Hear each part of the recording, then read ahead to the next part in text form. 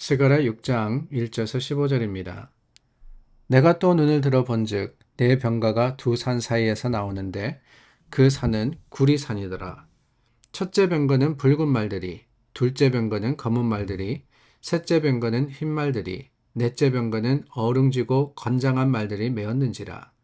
내가 내게 말하는 천사에게 물어 이르되 내 주여 이것들이 무엇이니까 하니 천사가 대답하여 이르되 이는 하늘의 내 바람인데 온 세상의 주 앞에 서 있다가 나가는 것이라 하더라. 검은 말은 북쪽 땅으로 나가고 흰 말은 그 뒤를 따르고 어룽진 말은 남쪽 땅으로 나가고 건장한 말은 나가서 땅에 두루 다니고자 하니 그가 이르되 너희는 여기서 나가서 땅에 두루 다니라 하매 곧 땅에 두루 다니더라. 그가 내게 외쳐 말하여 이르되 북쪽으로 나간 자들이 북쪽에서 내 영을 쉬게 하였느니라 하더라.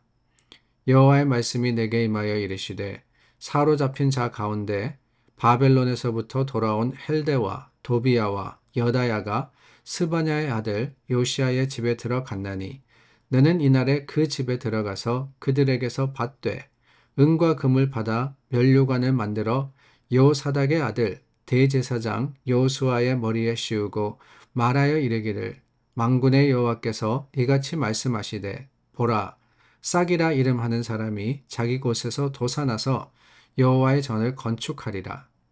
그가 여호와의 전을 건축하고 영광도 얻고 그 자리에 앉아서 다스릴 것이요 또 제사장이 자기 자리에 있으리니 이 둘 사이에 평화의 의논이 있으리라 하셨다 하고 그 면류관은 헬렘과 도비야와 여다야와 스바냐의 아들 헨을 기념하기 위하여 여호와의 전 안에 두라 하시니 먼데 사람들이 와서 여호와의 전을 건축하리니 만군의 여호와께서 나를 너희에게 보내신 줄을 너희가 알리라. 너희가 만일 너희의 하나님 여호와의 말씀을 들을진대 이같이 되리라. 스가랴 1장에서 6장까지 8가지의 환상이 나온다라고 말씀을 드렸습니다.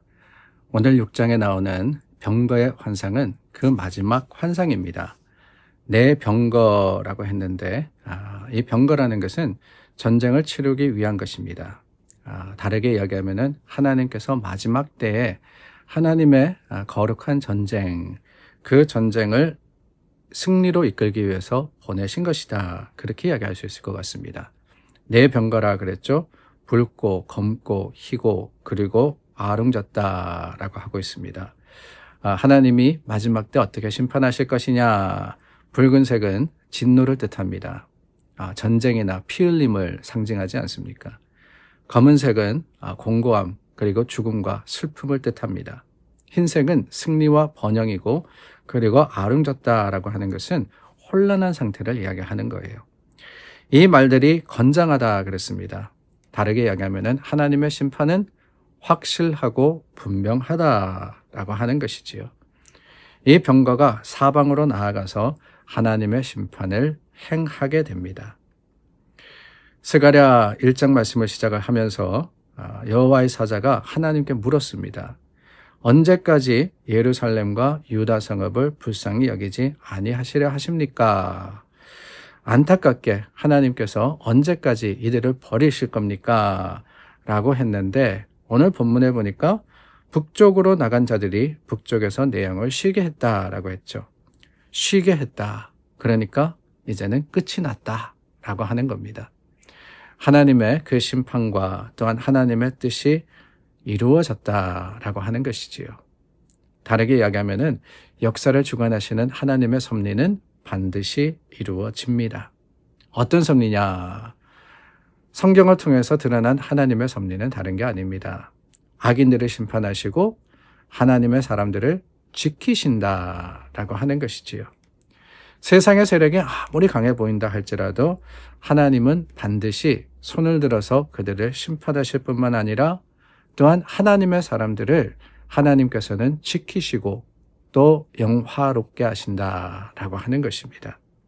어떤 하나님이시기 때문에 하나님은 공평하신 하나님이시며 심판하시는 공의의 하나님이시기 때문에 그렇습니다.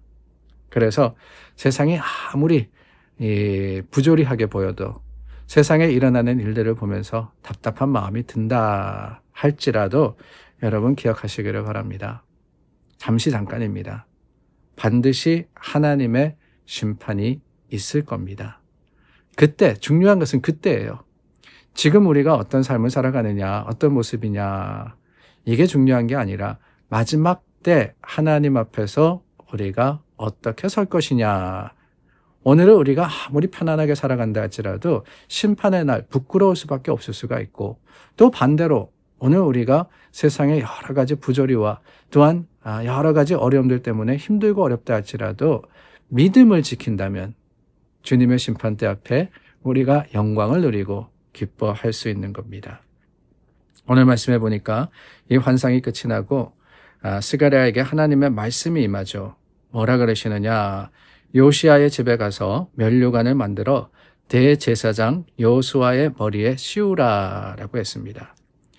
대제사장 여호수아, 이 대제사장 여호수아는 우리가 상징적인 존재다라고 말씀을 드렸습니다. 어떤 특정한 인물이라기보다는 이스라엘을 뜻하는 겁니다. 그런데 중요한 게 뭐냐? 하나님께서 이 면류관을 누구에게?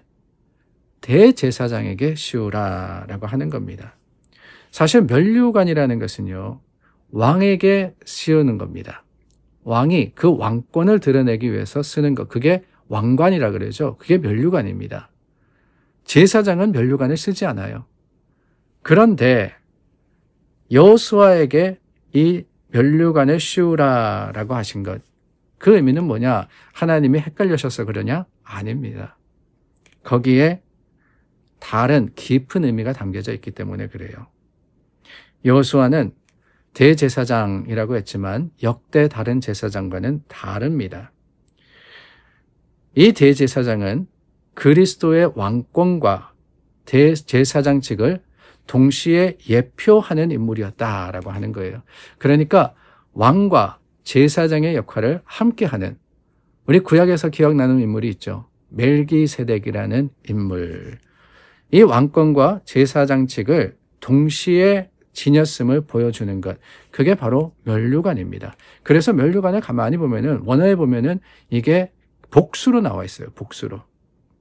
그러니까 한 사람에게 주어진 게 아니라 두 역할을 동시에 감당할 수 있는 그러한 상징적인 의미로서 대제사장에게 씌워졌다라고 하는 거죠. 그런데 여러분 기억하시죠? 이 당시가 어떤 때였다고요? 스룹바벨의 때입니다. 총독 스룹바벨을 통해서 하나님의 성전이 지어지고 있던 때예요. 아니, 면류관을 주신다면은 그 성전 완공을 통해서 하나님이 누군가를 인정하시고 또한 상을 주신다면은 스룹바벨이 받아야 하는 면류관인데 정치적으로 지도자 아닙니까? 그러나 하나님은 스룹바벨이 아니라, 물론 스룹바벨이 뭐 잘못한 것도 아닙니다. 존귀한 존재입니다. 그러나 대제사장에게 씌웠다라고 하는 것은 하나님의 나라는 정치적인 아니면 권력적인 나라가 아니다라고 하시는 거예요. 영적인 나라이며 하나님의 나라는 하나님의 뜻이 이루어지는 그런 나라이기 때문에 면류관을 쓰는 것은 세상의 어떤 권위나 능력을 뜻하는 것이 아니라 영적인 지도력과 또한 하나님의 뜻하시는 거룩함을 드러내는 겁니다. 그래서 오늘 말씀에 보면은 참 중요한 단어가 나오죠. 싹이라는 단어입니다. 싹. 싹이라 이름하는 자가 나타나서 돋아나고 그가 하나님의 전을 건축하며 제사장의 자리에 앉을 것이다. 누굽니까? 여기서 말씀하시는 싹은 바로 예수님이십니다. 예수님이 오실 것을 상징적으로 드러내는 거예요. 그 예수님 우리가 잘 알지 않습니까? 왕의 왕이자 또한 대제사장으로서 우리에게 오신 분입니다. 그럼으로써 세상을 다스릴 뿐더러 또한 우리의 그 모든 죄와 허물을 맡아서 하나님께 나아가는 자, 그게 바로 예수님이셨습니다. 이렇게 우리가 스가랴를 보면서 다시 한번 예수님의 그 놀라운 은혜, 하나님의 뜻과 예수님을 보여주는 예언의 말씀을 보게 될 때, 오늘 저와 여러분들도 그렇습니다. 우리가 원하고 우리가 바라는 것은 세상적인 권력이 아니지 않습니까? 하나님께서 영적인 충만함으로 우리를 채우시고 또한 거룩한 백성으로서 저와 여러분들에게 상 주실 것을 우리에게도 예비된 면류관이 있는 거예요. 그 면류관을 바라고 오늘을 살아가는 믿음의 사람들이 될 수 있기를 간절히 소망합니다. 기도하겠습니다. 참 좋으신 하나님 감사합니다. 하나님의 뜻과 그 계획이 이루어짐에 있어서 거룩한 하나님의 백성으로서 쓰임받도록 도와주시옵소서. 우리 주 예수님의 이름으로 기도드립니다. 아멘. 하나님의 거룩하심과 그 긍휼하신 사랑을 다시 한번 증거하는 저와 여러분들이 되기를 바랍니다. 이번 한 주도 믿음으로 승리하시기를 바랍니다.